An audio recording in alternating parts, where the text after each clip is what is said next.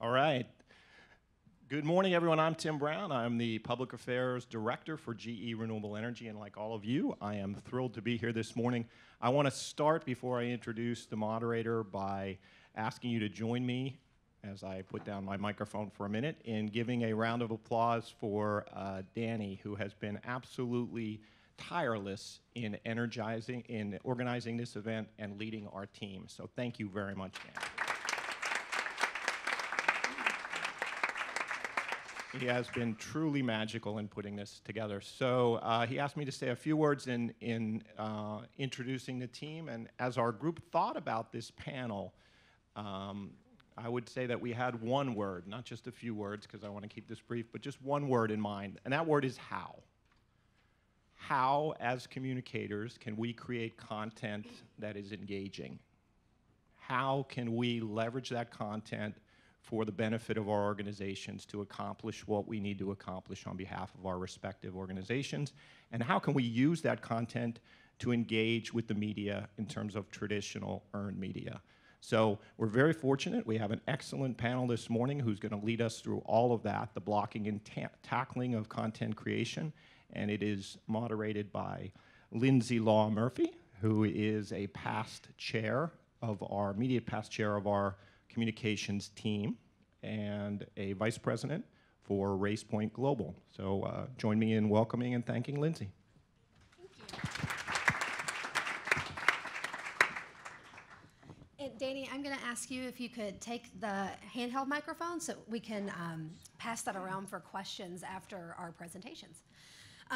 Thank you so much for being here today. This is a very exciting day. It's one of our favorite events of the year here at the Press Club.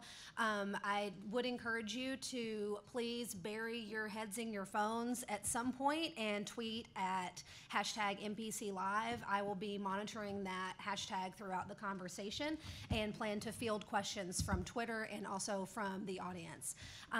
Today we have an awesome panel that I'm really excited for you to hear from. We have Bill Walsh. He is a Vice President of Integrated Communications at AARP. Nick Johnston, who is an editor at AXIOS, and Brian Minter, who is Associate Creative Director for No Kid Hungry. So just to give you a little background, what we're going to do today to drive the conversation forward is we have some case study presentations and a look at the AXIOS website, like a live look of what it looks like today and the content they're creating. So you're going to get a few minutes of presentations, and then I will ask a few questions. And then I'm going to really just turn to Twitter and to the audience because you paid money to be here, and we want to make sure that you get your questions answered. So with that, we're going to turn it over to Bill, who will go first. All right. Can you get rid of that and just... Sure can. Yeah, here we go. Well, it made me nervous when Danny started doing magic tricks up here. I had to follow him, but now I've learned that you all have actually paid to be here. Now I'm really nervous. So I hope you find this is worth it. So right, content creation. I was tempted to come here today and talk about what's sort of dominated my world for the last 9 months or so, which has been healthcare legislation in Congress. AARP has been very active in fighting what we saw as some harmful healthcare bills. But since this was labeled a boot camp on content creation, I thought I'd go in a slightly different direction. And I was going to talk about work and jobs. So some of you all I see are of AARP eligibility age. I'm just making an assumption there. And you're saying to yourself, why the heck is an organization that serves retired people talking about work and jobs? Well, this is my point exactly. About 9 million of our 38 million members are still in the workforce. We serve people 50 and older, and I can see many of you are still working, or at least you're dressing up every day and coming to the press club. And the fact is that workers who are 50 and older face particular challenges in the workplace, and AARP has some tremendous resources to help them navigate their careers and some of the challenges that they face. Hey, Tara, how are you? From AARP colleague right there. But most people think we're about retirement. So if you do a poll and you ask, do you know AARP? Are you familiar with AARP? The good news is we have very high brand awareness. 9 out of 10 people say, oh yeah, I've heard of AARP. If you ask the next inevitable question, well, what does AARP do exactly? This is what you're going to hear. You offer discounts. You can get, 15% off at Denny's. You can get your free donut with a cup of coffee at Dunkin' Donuts. You brand Medicare insurance plans. And you lobby for senior citizens. Now, all those things are true. But what's also true is it's a very narrow slice of our full brand story. This is what I'm talking about, this and today. I want to talk about the rest of what AARP does that I think very few people don't know about. The truth is that AARP has content, resources, services, programs, products to help people find a job, to save for the future, to protect their brain health, to care for their loved ones and protect themselves from scams. And just to show you we're not all about just serious business, we can also help you find the perfect vacation, and more. But what's also true is AARP has a real awareness challenge, and that's what I'm going to talk about today. Late last year, we asked people 50 to 64 if they were familiar with, if they knew that AARP offered content programs and services to help people find a job at any age. 46% said they did. Now, I suspect that this is actually inflated because no one wants to say they don't know something when a survey researcher calls them. But this is a problem. This is a problem not just for AARP, it's a problem for 50-plus workers. Why is that? Well, what we know is that 20% of people in the workforce who are 50 and older are thinking about a career change. 35% are thinking about changing jobs in the next 3 years, and that's great. But we also know that age discrimination in the workplace is a real thing, that employers across this country discount the experience that older workers bring to the workforce. They think of them as high-cost liabilities. And so those are obstacles that are in the way to workers who are in their 50s. At the same time, AARP has some tremendous resources to help people over 50 navigate their careers and contend with some of these misperceptions of experienced workers. Low awareness of those resources is a problem for those workers, not just for AARP. And so what do? And so we wanted to turn up the volume on sharing information about what resources we have for that group of workers. And so in January of this past year, we decided to mount a campaign for the full month to showcase all of these resources.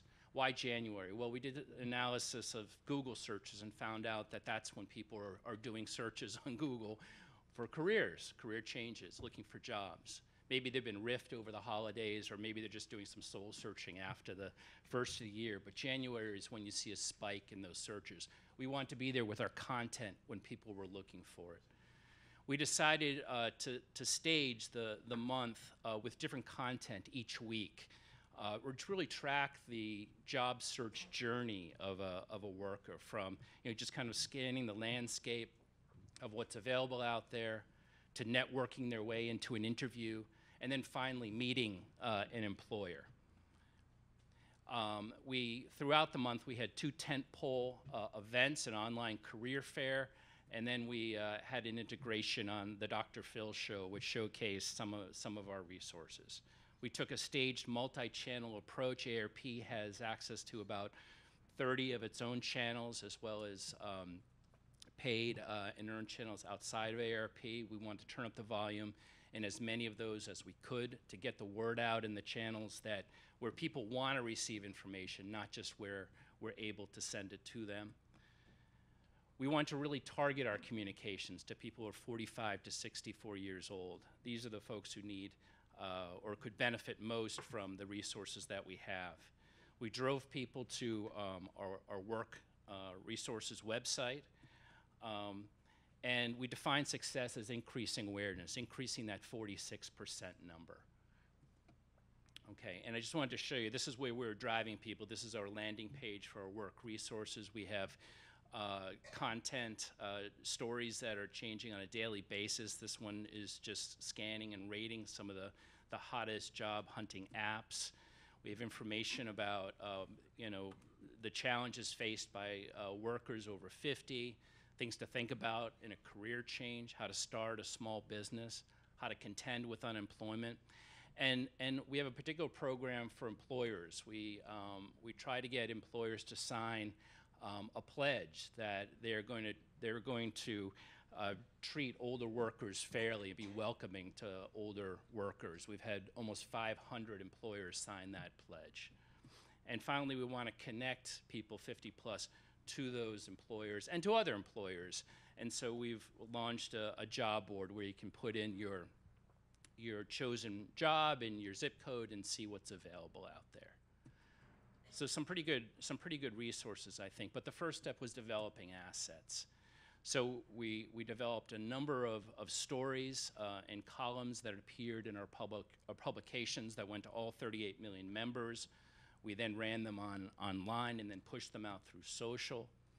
We developed content for LinkedIn. This particular one was some tips on how to showcase your skills and strengths to future employers. And this particular piece of content just ran online and in social. This was about great travel jobs for people 50 and older, and don't just retire abroad, work abroad too. We used our email channels to promote a virtual career fair that we had at the end of the month. We had, as I mentioned, an integration on the Dr. Phil show, which gets about 4 million viewers in our demographic every single day. This was our work and job expert, Carrie Hannon, talking about the challenge of older workers working for younger bosses. It ended up being their top-rated show in the first half of the year. And we pushed out through social and newsletters and also email alerts to our job search tool. Okay, so what did the month look like? Well, we tried to keep up a high volume, steady drumbeat of information punctuated by our 2 tentpole events, the Dr. Phil show and the the online career fair. So we went first with, we pushed out our LinkedIn post first, all of that content. Throughout the month, we published content on our website and through social and our print publications that really tracked that job seeker's journey from job search to networking, to interviewing, and then finally meeting the employer. The integration did very well. It got 4.6 million viewers, as I mentioned. We also alerted people through any number of social channels about our job search tool. And what we found, one of the most successful channels, oddly enough, was an old channel, email. And that was because we were able to target our content so precisely to folks who might be in the situation to actually use it. So did it work? Well, we saw over the month, visits to our work landing page go up 65% year over year. The Dr. Phil segment drove over 100% page views to the site day over day, the day that the segment aired. And the career fair drew actually more than 40,000 participants who were on for an average of 95 minutes, which is quite a long time. But the real measure of success, as I mentioned at the beginning, was awareness. Did it drive awareness of these resources that AARP has? And it did. In a survey we did about a month after the campaign, when we asked people if they knew about the content programs and services to help people find a job at any age, 64% said yes. Now, I suspect that's a little bit inflated too, because no one wants to say they don't know something, but it was a significant increase over what it had been. And so this worked for us. And what we learned from this, and what I just wanted to pass along to you too, was the importance of identifying your target audience and really narrowing it down, understanding their wants and needs, and particularly how they want to receive information. I think in the past we've focused on delivery channels that have worked and been convenient for us. And through this campaign and others, we've learned to better reach people in the communication channels that they prefer, not the ones that we prefer. And so what we also learned is that we still got a lot of work to do here, because as I'm speaking today, more people know about our Denny's and Dunkin' Donuts discounts than they do about our work and jobs resources. So we've got a lot of work to do there, but I think we're on our way. That's what I got. Thank you.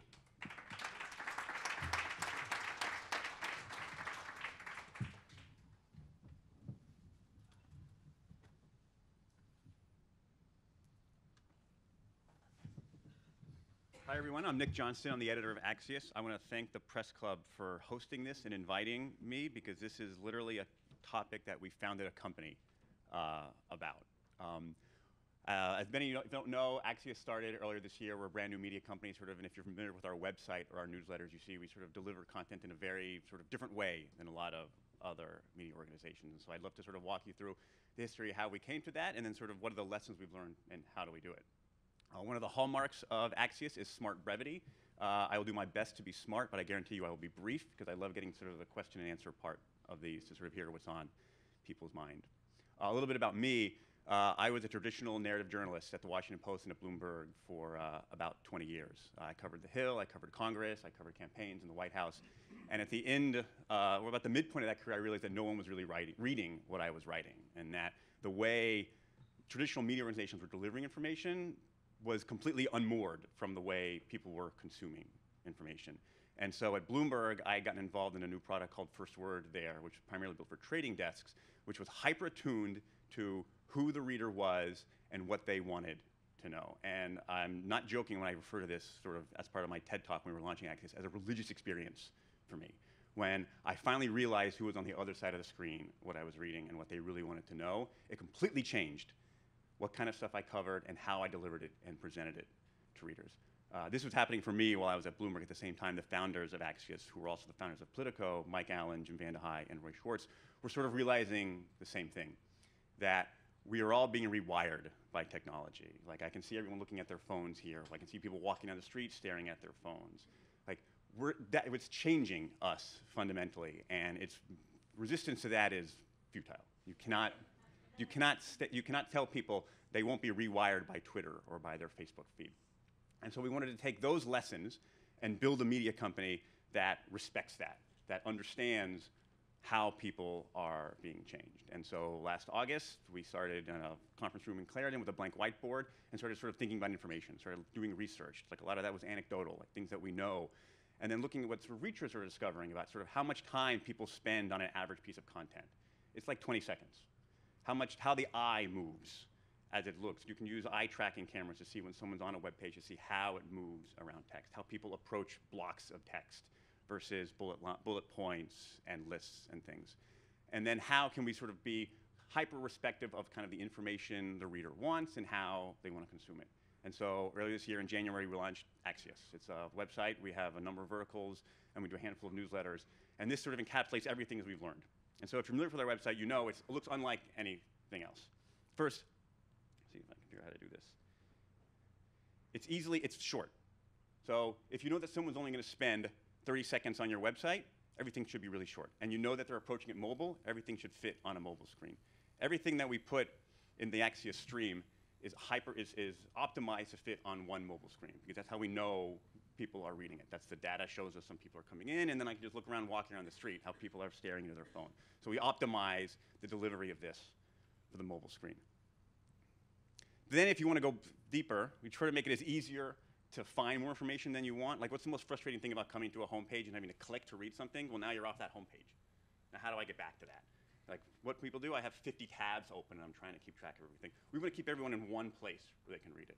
Like, don't resist what Twitter and Facebook have done as far as the scroll, delivering information. That's not accidental. You know, they know that's the most efficient way to deliver information. That's why we're so addicted to it. So when you click, you can expand down. And so what we learned about how people read is these bullet points. This is a great way for Mike to tell you a lot about what Trump did today. Another example of this we had, which I was super proud of, the president's press conference, if anyone saw it, on Monday, where he hit 50 topics in a row. What's the way to deliver that information? It's not 2,000 words. No one has time to read that. It's bullet points. It's breaking out what are the key things to do. We also try to think about this very conversationally. Mike tells great ways, is a master at training our young journalists, is when they sit down and try and write something. They usually write it, and he says, why don't you tell me what you were trying to write, and write that instead. Mike calls it his barstool test. If you're sitting somewhere and watching a football game, and you turn to the person next to you to tell them, how would you tell it to them? Do it that way. Don't do it in an old, boring, dry way. Be compelling in a way to draw them in. So we use that kind of conversational style, and then try and break it up. So it's easily skimmable, and it's also not long. Most of our stories are under 150 words. If you look at how much time people spend on a website, 30 seconds would be great engagement. People read 200 words a minute. 100 words is about the maximum someone will read when they sit down at a computer or on their phone looking for something. And when you go over that, they're lost. And the final thing, something we think about a lot, is thinking about how to optimize what we do. It's thinking about the best way to deliver information. It's not necessarily text. It's not necessarily graphics. It's not necessarily video. It's one of those. And to always be thinking about that. Don't use a one-size or one-solution-fits-all approach to delivering content. So we have a great visuals team. We have a great video team. We have a lot of people who are great at writing. And every time we're thinking about a piece of information we have, I go to the reporter and say, well, what's the best way to do this? Instead of writing 200 words about this, maybe this is a map. Maybe this is a chart. Maybe this is a video that we link to our stories. This is our technology editor, Kim Hart, talking about a tour she did through the Midwest about boomerang talent. It's probably more for, instead of her writing that, it's far more compelling for her to talk about it and for us to film it in a conversational way. So that's mostly it. I think, I encourage you to subscribe to our website, subscribe to our newsletters, click through. We're constantly iterating this and learning about it. I think what I love about being at a startup is that, like, I'm in charge. I can do whatever I want, as long as Juvanda High said it's okay. So it's very easy to sort of change, and I think that's another key part of this is I am very open to discarding everything on this if I find a better way to do it. And I think that's a kind of innovation and flexibility that you have to have now. Thanks.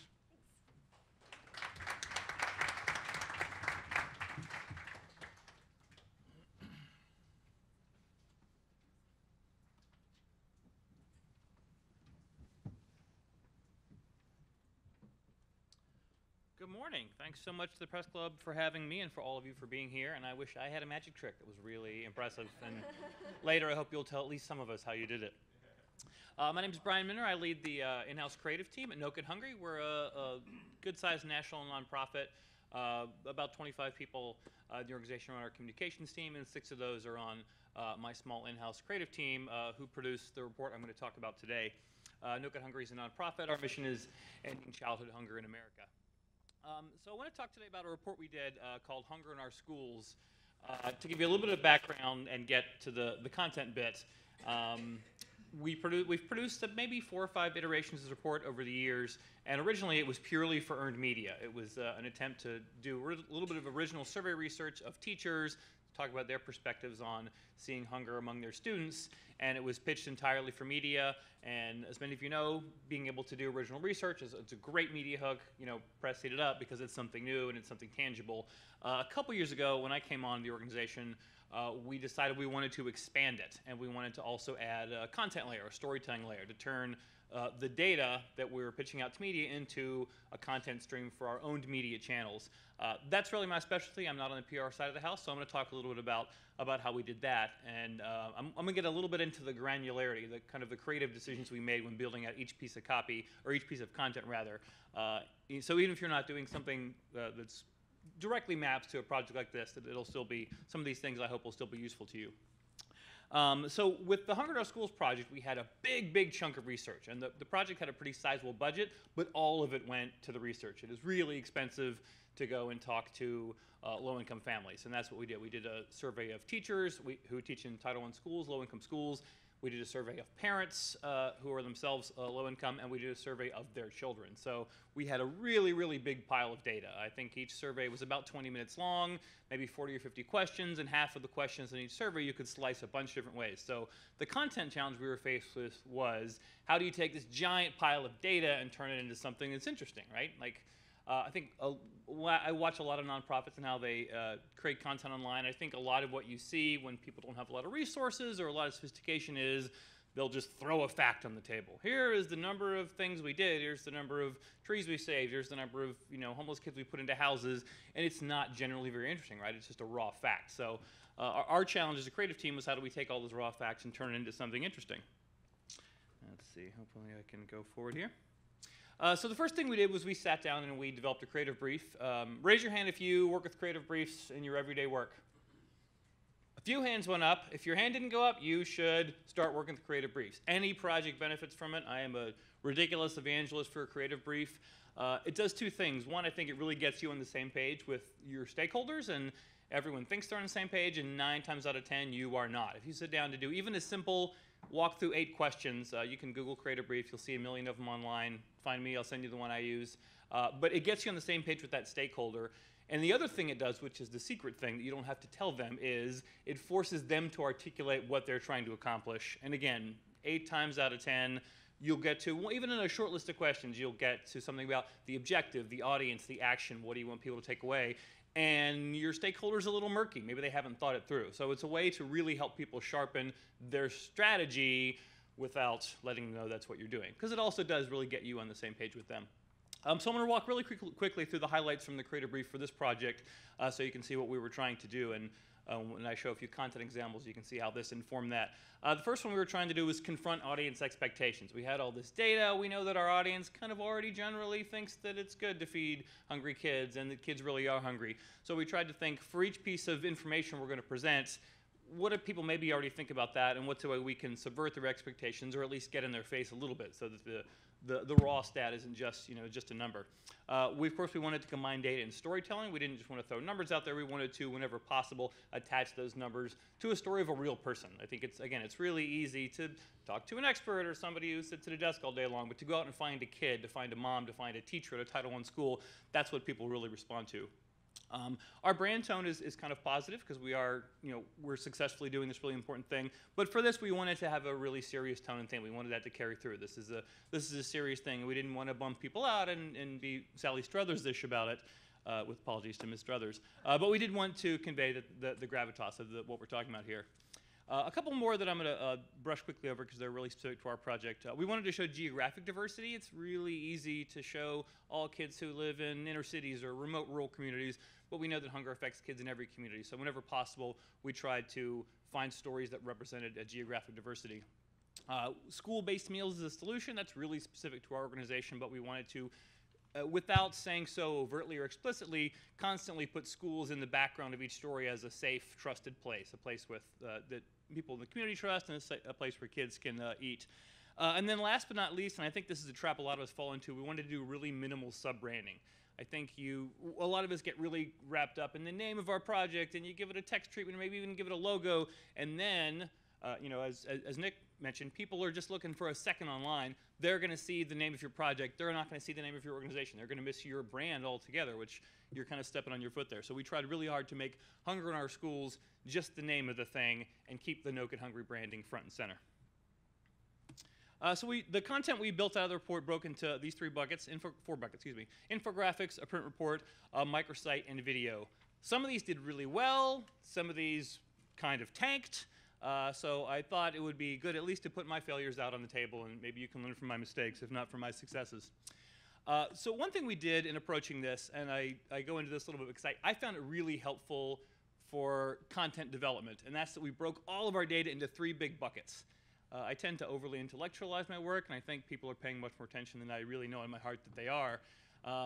So I don't know that anyone in the audience would have pulled this out, anyone who is consuming this content, but we broke all the data into these 3 categories. Are kids really going hungry, which was our take on the issue of hunger itself. Growing up poor in America, which was a step up looking at the poverty that a lot of these families live in. And then Hungry Kids Can't Learn, which was us looking at how these kids interact with schools, where all of our programming takes place. The videos performed pretty well. All of the content for the videos was collected from a series of 6 focus groups. We did 2 in rural communities, 2 in urban communities, and 2 in suburban communities in Maryland. So again, we're trying to get geographic diversity so that each story we're telling, we got racial diversity. We were looking for that as well, but we thought, and we were correct, that if we were going to these really different kind of communities, we would see different kinds of families and different kinds of kids, and we did.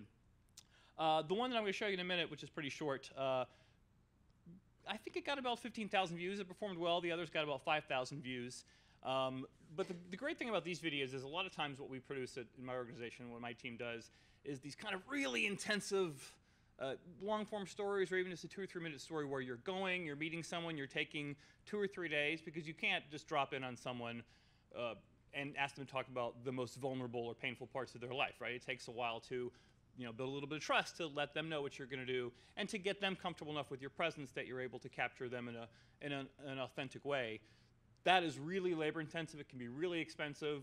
Once we spent all of our budget on research, we did not have the time or the money to go and do that. So what we did was a series of focus groups. And I want to show you a short video because there are a couple points that I think it makes for me. I'm not able to, there we go. So this is a 2-minute video. If you'll bear with me, there's a couple points I think I'll be able to make better once you've seen it.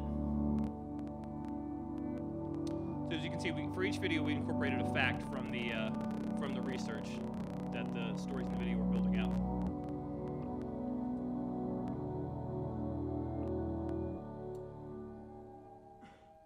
He came to me and asked me, how are we going to survive? How are we going to eat? It's nothing. I don't know what he says. I'm too young to work, which he was. He said, I don't understand. Why does this keep happening? I said, well, it's going to be okay. All you have to do is just believe that everything's going to be fine. In the beginning of paycheck, it's like whole fridge is stocked up with new food. And then towards like, I guess the end of the pay period, it starts to like look desolate, like there's nothing in there except for like, ketchup, mayonnaise, couple eggs in the carton, milk. My kids will eat before me, and I can go a day or two without food, so yeah, I would sacrifice not eating for them to eat. I had skipped a meal to make food last just because my mom always taught me like to let the little ones eat first, and I'm like in the middle. Yeah, me too. Like, I make sure my brother and sister eat first. I'll sometimes hide the reason why I'm not eating or why I'm hungry from my kids is because I don't want them to carry the burden of, I'm not gonna do this for mom. I don't want them to sacrifice for me because I'm supposed to sacrifice for them. So I don't want them to carry that burden. And I just want them, like, food is like air, it's like water. You need it to live. I don't want you to give up something that you need because you're thinking of me. So of course that piece was subtitled. We used to produce subtitle versions of every video, and now we just make them subtitled from the get-go. Let's see if I can figure out how to get back to where I was going. So I played that video because I wanted to, oh, it's still playing some, isn't it? Shoot, son of a gun. Well, volume went away, so.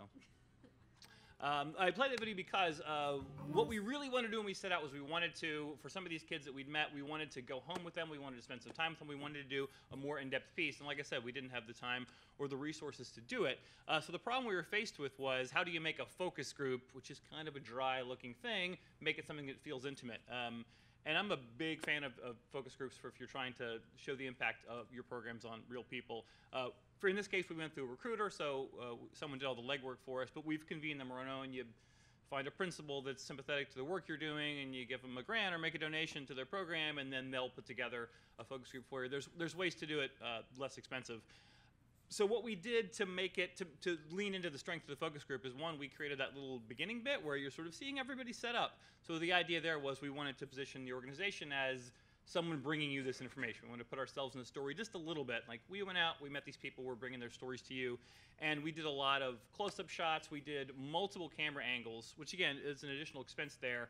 But if you're only going to have one shot at getting a bunch of kids or families in a room, it is definitely worth the expense to have 2 or even 3 shooters there so that you can create something that doesn't look like a focus group. It's not a wide shot of a bunch of people sitting at a table. So we were really happy with how the videos came out. They performed really well. They performed better than our average videos. And some of you may know this, but Facebook is absolutely where it's at, for us anyway, for video.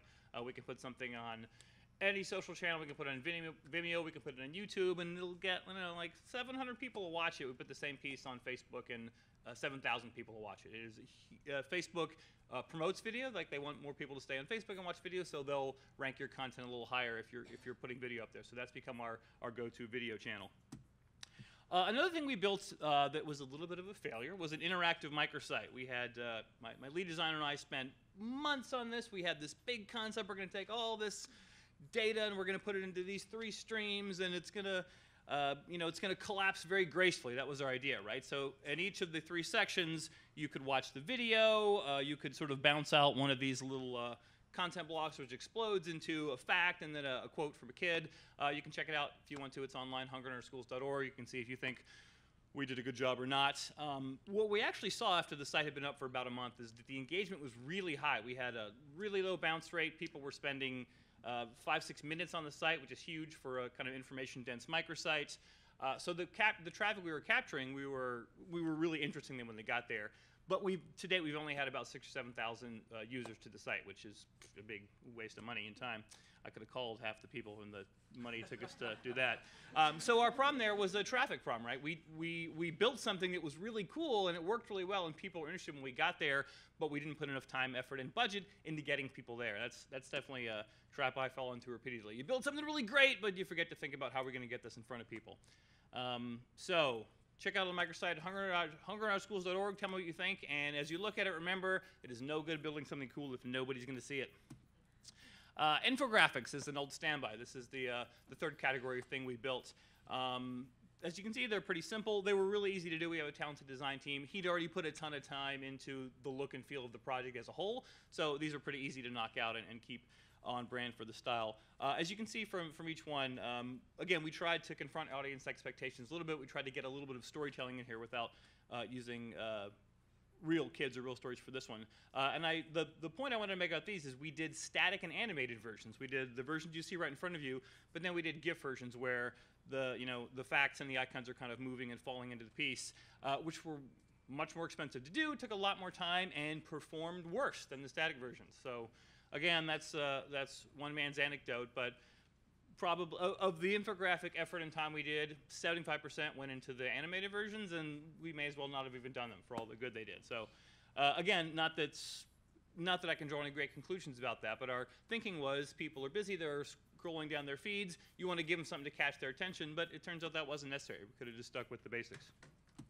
And last but not least, we did a print report.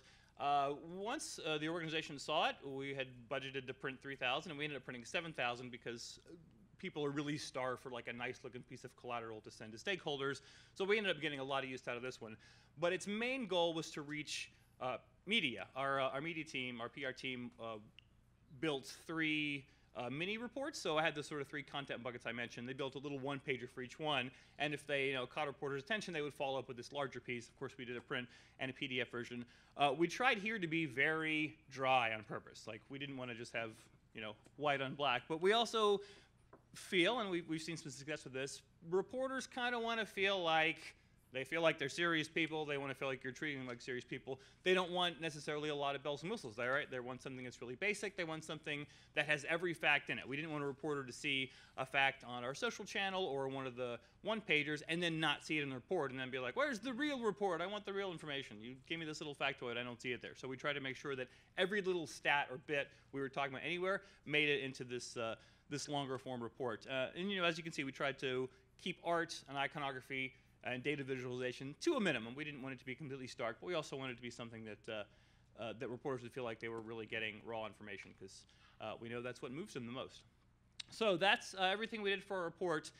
Again, I would call it a mixed success. We put we put significant resources into it and a lot of time and energy. Just in terms of, we're an organization that puts out a lot of content. All of it performed as well or better than our typical content, but we put a lot more time and energy into it. So that's why I feel it was a mixed success, and in particular that microsite that we worked so hard on, and to this date, we may as well have put it in a closet for all the good it did. Which maybe that's the lesson as well. Nick was talking about people have been trained how to consume content now, and it's useless to fight against that, right? We had kind of a grand vision for this is going to be great, and they're going to come and do all this stuff, and they didn't come and do all that stuff. So that's not their failure. It's not the audience's failure for not listening to us. It's our failure for not listening to how they wanted to do things. So that's all I got for you. Thanks again for having me. I hope this is informative and useful.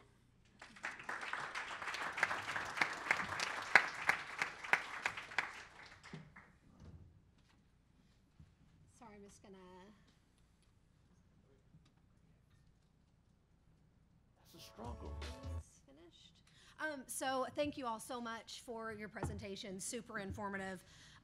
Moving on to the question and answer portion, I'm just gonna get us started. Don't forget, if you wanna ask questions, we'll have a roaming microphone in a minute, but you can tweet using the hashtag MPC Live as well.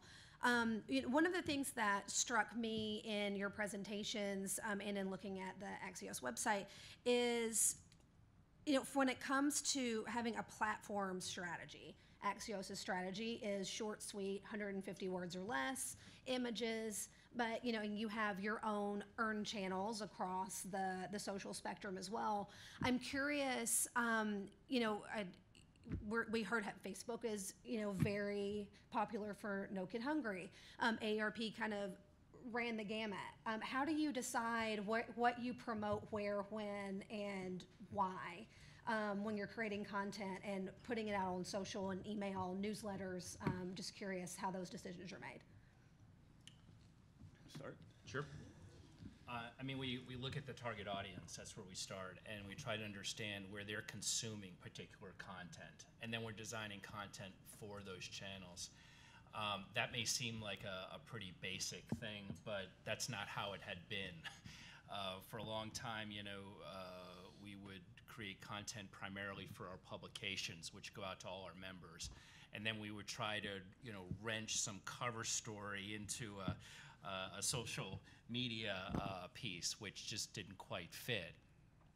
What we've seen is, as we're developing content for the particular channel with the right look, the right feel, the right length, that content is better consumed.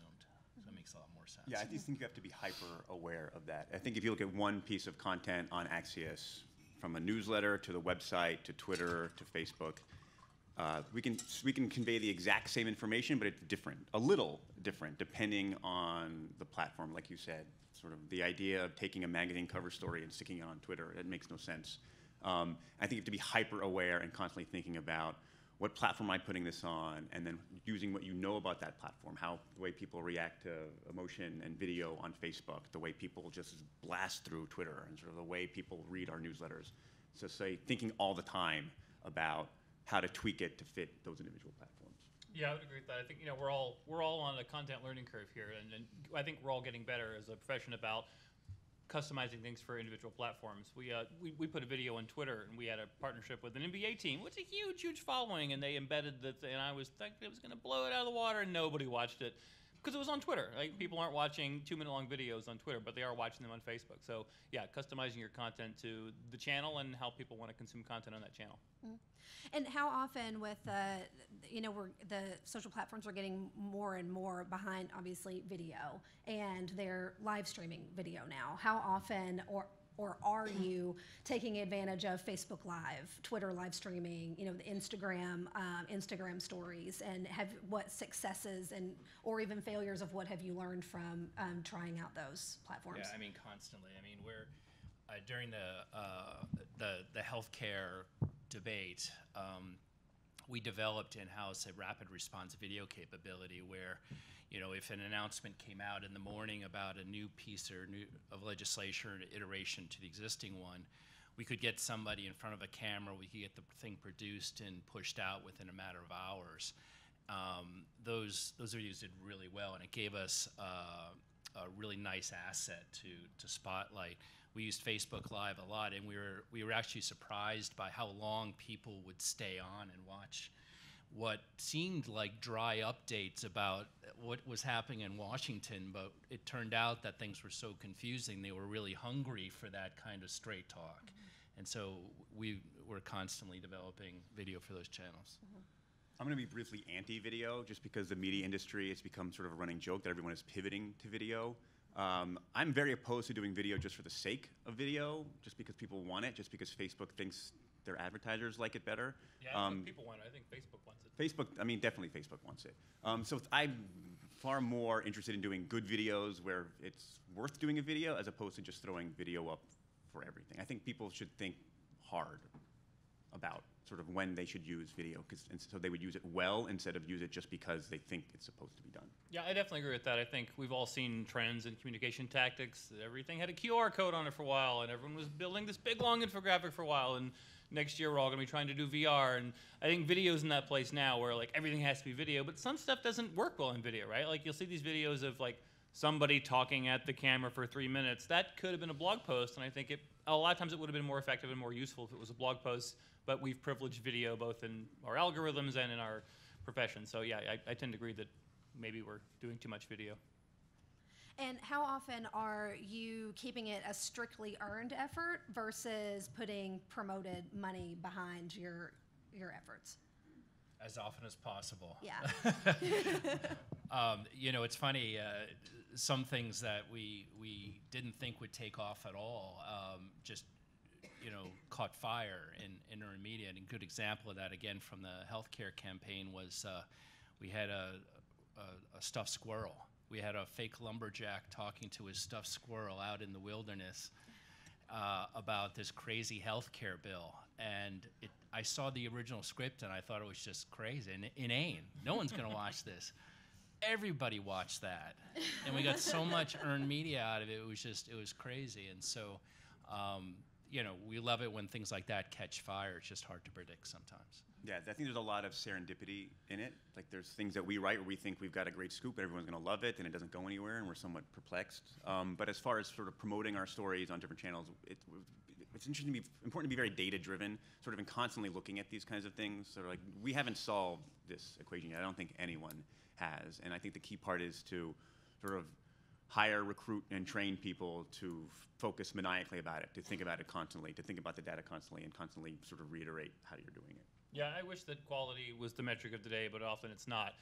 My biggest lesson of the last couple of years has been whatever budget you're going to spend on creative, take a chunk of that and move more of it into promotion for pay. The project I talked about, another project we did last year, really solid creative, but it didn't get in front of enough people because we hadn't allotted enough for paid promotion. And Nick, from an AXIOS perspective, you know, we as communicators are making all of this content and infographics, and you know, we're trying to get a lot of information into sound bites. Is AXIOS open to accepting or having infographics or content pitched to accompany stories with their reporters or for the website, or do you like to strictly keep it in-house? Well, we sell ads on one side. Yeah. On the editorial side, we develop all that internally. Yeah. So we've worked with sort of interesting stories, and we're very focused on sort of building kind of a visual style that we sort of protect very jealously. And so a lot of the graphics and things we do, we want to fit into that style. So we take a lot of raw data from people and then build our own things. Yeah. Any questions from the audience? Good. Let's do it. Introduce yourself and the organization. Hi, I'm Cedric Brown with Hager Sharp. So my question is for Bill Walsh.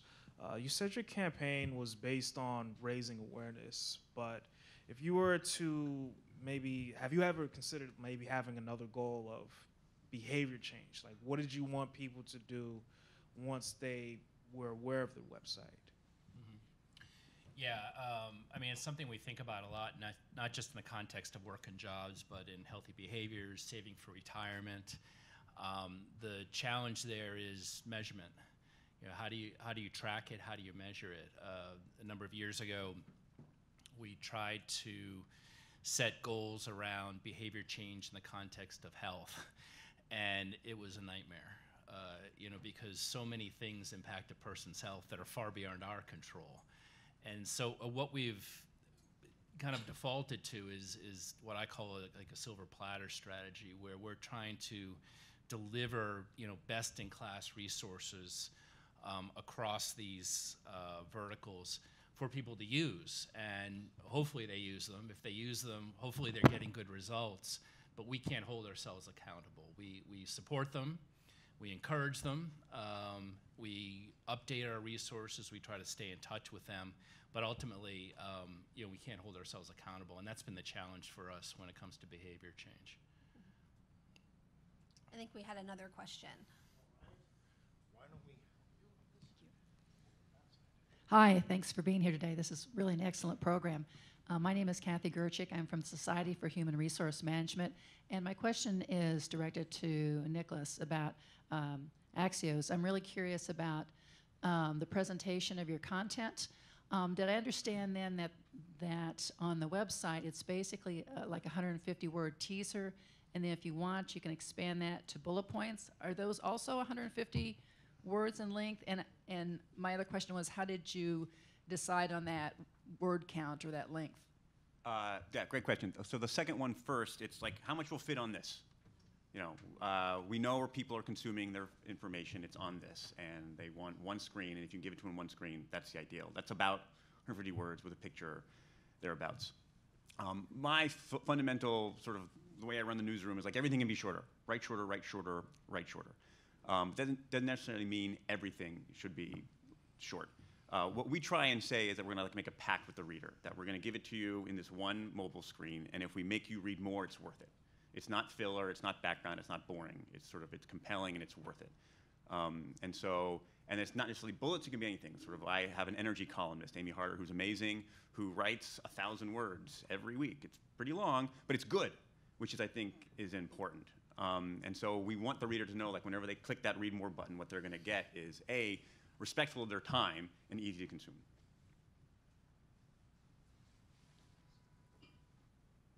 Hi, Irene Moskowitz from the Glover Park Group. This question is for Brian. Thank you so much for that example. It's really informative to sort of hear about what went well and what didn't and what you learned. So I was just wondering, you know, quickly, if you were starting again today with what you know now, what are the specific changes you would make in executing this project across assets, advertising, or anything like that? I'm in the immediate wake of having launched the thing, so right now my answer is that I would never do it again. It was terrible.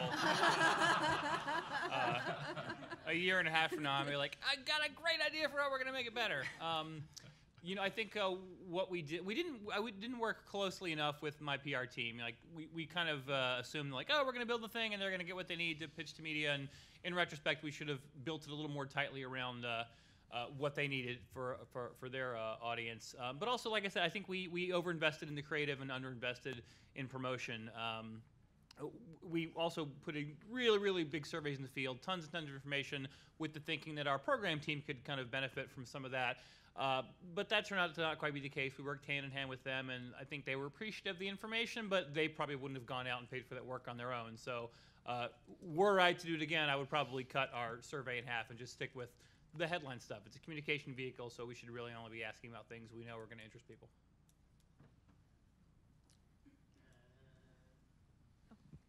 Hi, I'm Nicole Snyder with BSA, the Software Alliance. I just have a question for the entire panel.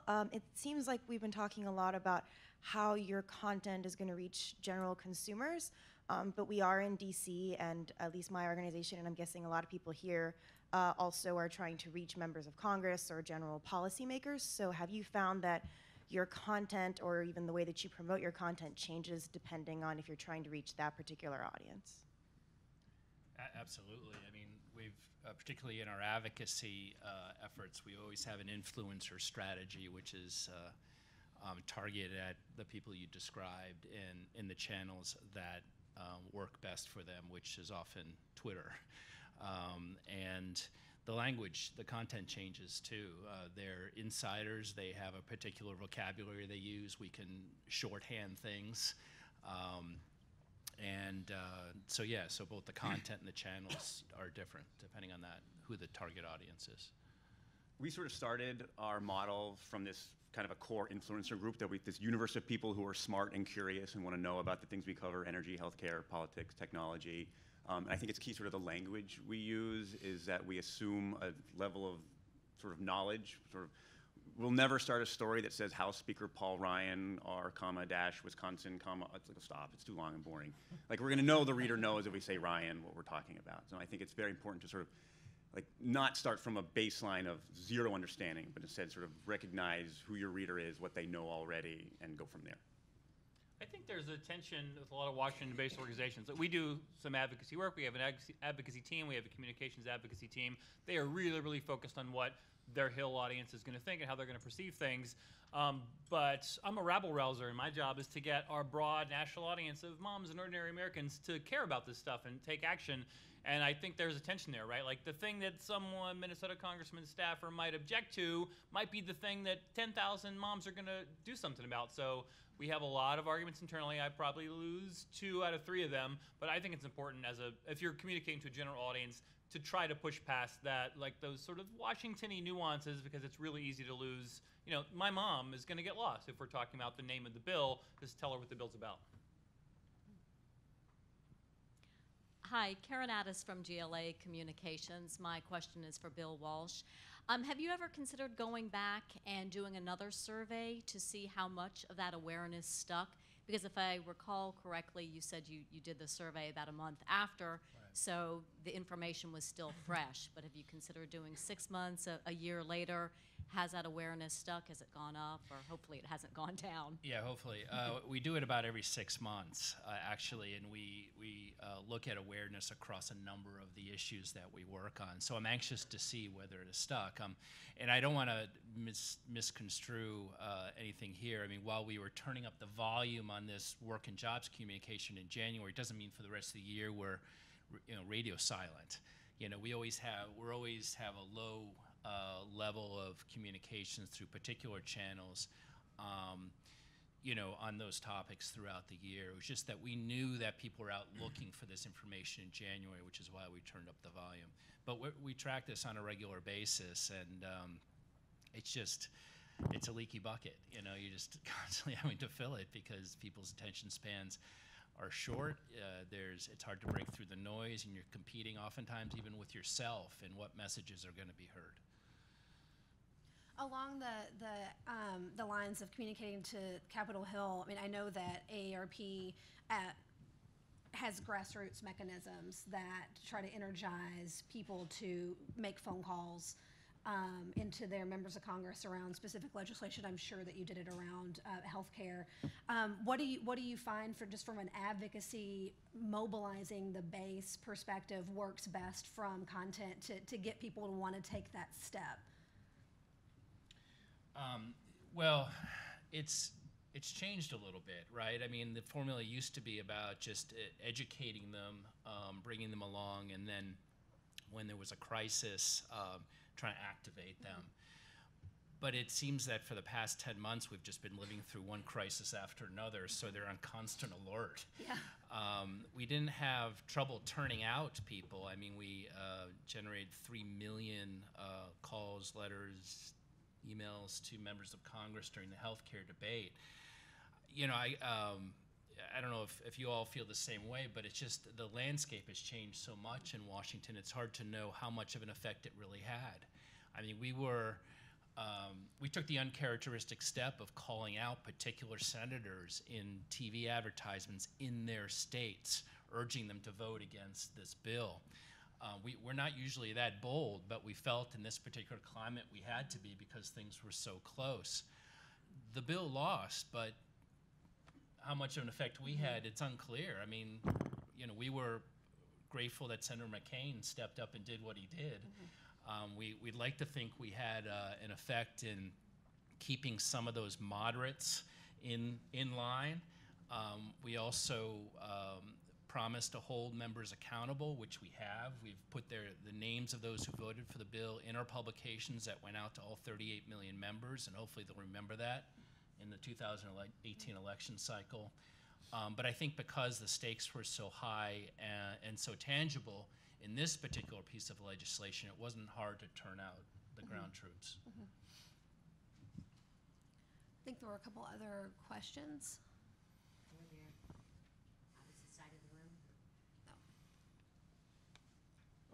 Jacques Dessous from Global Cities Media Project. For Nicholas and Bill in particular, what do you think of the idea of sort of branding your audience? I'm struck by what Nicholas said and from reading AXIOS about the influencer group. So if you're reading AXIOS, you're important, which is a great compliment to your audience.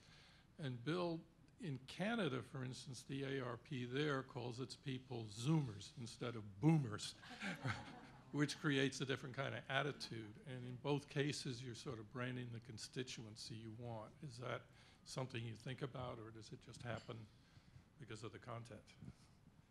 I think sort of the way we view it is if you get the influencers, then you'll get the people who want to influence the influencers, who are curious what the influencers know, and then it's sort of these concentric circles that go out, expanding more and more broadly to pick up readers. I just think, like, in building a content strategy, we wanted to find the people who were most interested in it and sort of most likely to click on a website that didn't exist 6 months ago. And so the people sort of like highly engaged and highly involved in the process. And once we had those kinds of people and they were consuming it and they were talking about it and they were thinking about it, then we can begin to broaden that strategy. You know, we try to stay away from labels like that. I mean, I don't want to be called a boomer. I definitely don't. I don't want to be called a Zoomer. But you know, look. I mean, people are. You know, there are a lot of stereotypes of aging these days, and as we all know, you know, those stereotypes are just being blown away. People are staying in the workforce longer. For example, they're switching careers multiple times. They're doing things that our parents could never have anticipated, and so to try to put them in a box, I think, is really patronizing to them.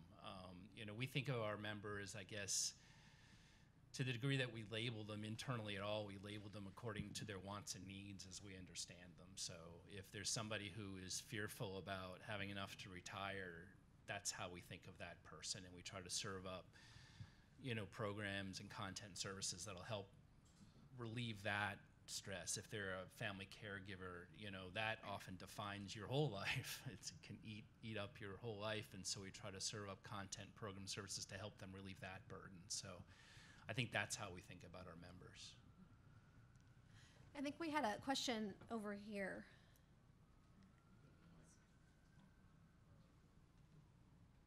Yeah, just go ahead.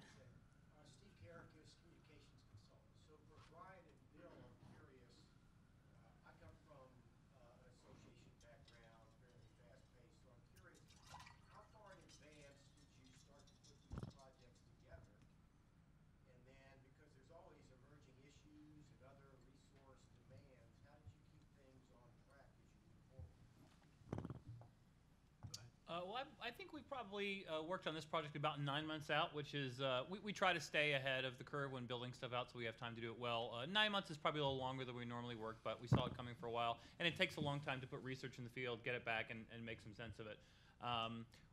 The one thing that might be relevant to your question is we didn't have a really strong CTA. It was kind of a brand campaign, but we did want to attach, you know, some kind of action to it. And our thinking was, well, something will be happening around then in our area. We ended up doing like email your governor about you know, hunger issues, which is kind of weak. We didn't have there wasn't like a strong national hook that, you know, if we'd done it a different time, we might have had something a little better. Yeah, I mean, we're able to plan for something like the Work and Jobs campaign many months in advance, and the reason is because we try to time those things to be there in market when we know people are looking for them. And I talked about how the volume of Google searches on work and jobs had really spiked in January. We knew that was happening the previous January, so we had a lot of time to prepare for it. But you know, you've always got to be agile and be able to respond to things that are happening on the landscape. Another element of our project with the timing that might be useful to know, we did it 1 year in March because that's National Breakfast Week, but nobody cares about National Breakfast Week. So we did this one, we timed it to come out in late August when we figured media would be writing back to school stories, but we actually didn't see any appreciable uptick in media interest from that angle, so you never know. I think we have a question in the back. Hi, Annette Raveno. I'm with Families USA. I used to work for Univision. I'm a Latina. And I work for the communications team, and I've been working for healthcare for the past 5+ years.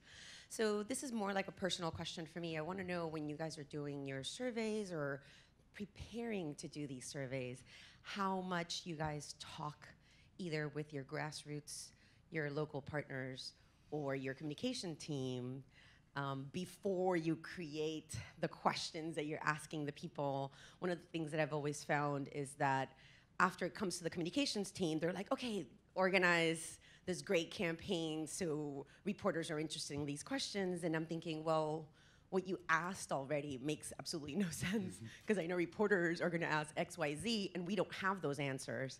Or when it goes like, oh, we should translate it in Spanish, so the Spanish language media would eat it up, and you're like, no, you didn't ask the Latinos the right questions. Something in reference to the ACA, I remember one of the questions was very specific. It's like, oh, Latinos don't know about the Affordable Care Act. I'm like, did you ask them about Obamacare? Because that's how they know the Affordable Care Act. So I want to know a little bit like, how do you guys partner up with your comms team or your local partners before you create these questions? In the survey that was at the heart of our project, I do think there's a distinction to be made between surveys that are solely intended or primarily intended to inform program work and surveys that are intended to tell a story, to make a case. And the work I do is more the latter.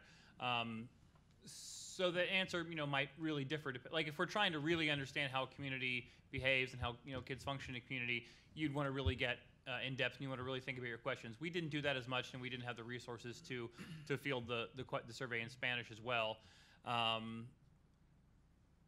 We did try to make sure that, like I said, we tried to make sure that in terms of the qualitative and the quantitative of the survey work, we were really hitting every single community and telling the stories of that community in a way that they would recognize themselves. I don't know if that answers the question or not. Yeah, I'll take a stab at that. My team actually, it's called the Communication Strategy Group, but we operate as a bridge between our researchers, not just our survey researchers, but our in-house think tank, the Public Policy Institute, and media relations. And it's for that exact purpose. We're talking with our researchers months in advance to see what they're working on. I mean, these folks are PhDs, and they're thinking about publishing papers for their peers, and they're not thinking about a popular consumer audience. And so we can get in there and say, well, that piece of research, I think, could have a really broad appeal if we asked this question, if we looked at this demographic, if we cut it this way and had these graphics. And to their credit, they're very open to that. I mean, ultimately, they want the best ride for their content as possible. It's just not the way they think. And so my team plays that role in talking to both the survey researchers and the other more scholarly researchers about broadening the appeal of their content. We have one more question. We've had your hand up for a bit. Hi, I'm Leslie Shedd with the National Restaurant Association. Kind of following up on what you were just talking about, Bill, is I found that we are trying to kind of drag our association more to the AXIOS model of short statements to reporters, a few blurbs of research, communicating with people in these short, quick ways because we feel like that is how generally the public consumes information. But we oftentimes hit a roadblock with, to be honest, what I would refer to as our stakeholders. These our board of directors, our bigger member companies who are extremely corporate America, who are much more used to the 70-page booklet that has pages and pages of information in it. And so there's kind of this balancing act that we're trying to do. Have you guys had any success in changing hearts and minds on that level? And if so, how?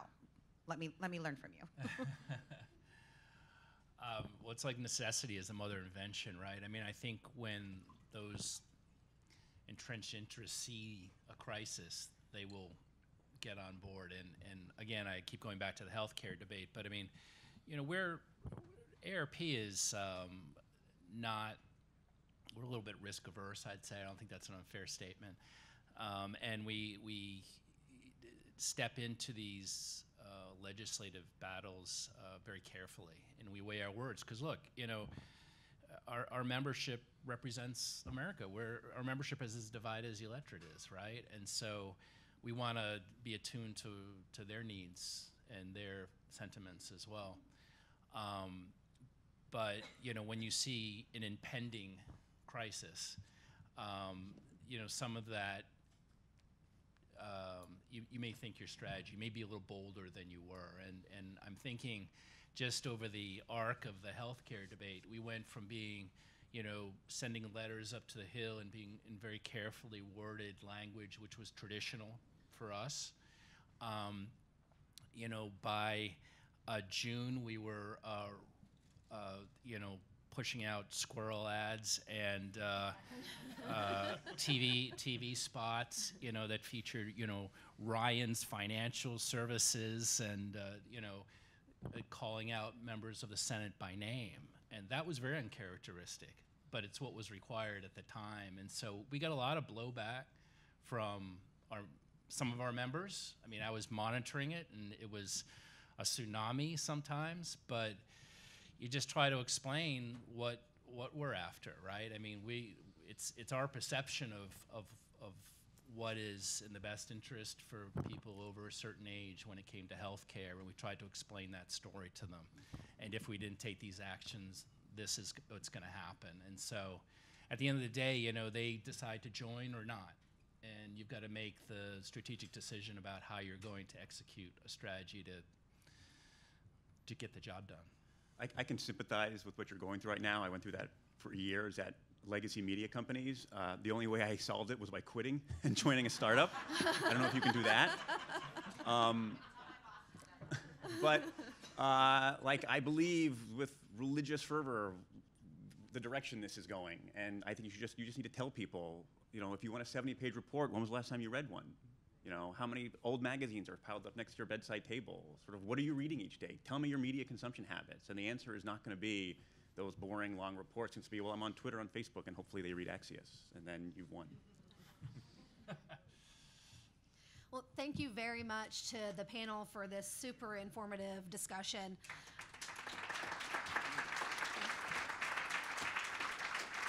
We are going to take a brief 10-minute break just to get the next session up and ready. So the perfect opportunity to grab some water, run to the restroom. If you need to know where it is, just ask any of us. We're glad to direct you. But thank you very much.